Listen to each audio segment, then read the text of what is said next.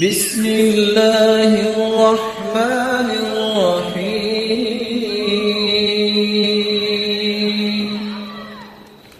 تکلیف جب ہو، کوئی چوٹ لگے، کوئی دکھ اچانک پہنچے، فوراً کہہ دو بسم اللہ۔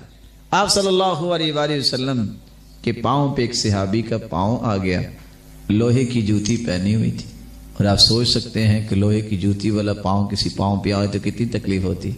جو ہی صحابی کا پاؤں آیا تو آپ نے فوراً کیا فرمایا؟ بسم اللہ، اور کچھ بھی نہیں ہوا۔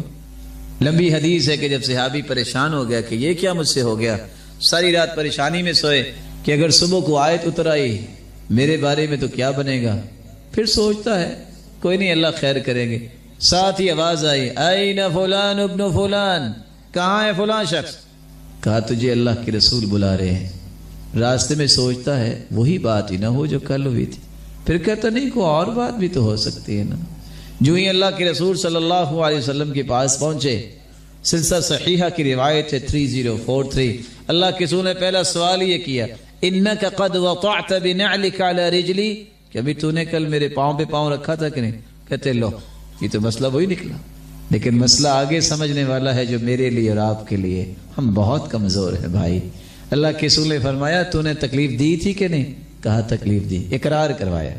کہا لیکن میں نے ہاتھ سے آپ کو پیچھے کیا، میرے ہاتھ میں کوڑا تھا تو میں نے بلایا اس لیے ہے کہ 80 جانور مجھ سے لے لو، میں نے تمہیں کوڑے سے پیچھے کیا تھا، تم مجھے معاف کر دو۔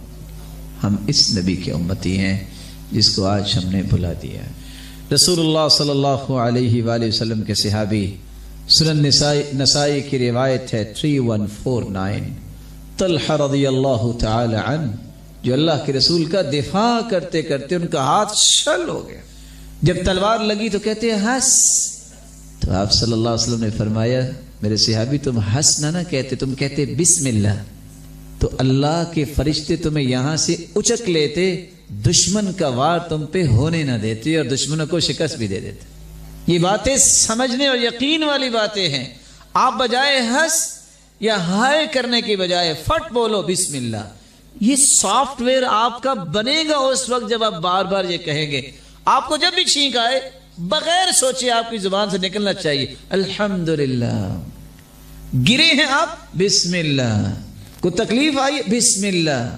جب تک یہ الفاظ آپ گھونٹ نہیں لیتے اپنی طبیعت میں، آپ ان کے ثمرات سے دور رہیں گے۔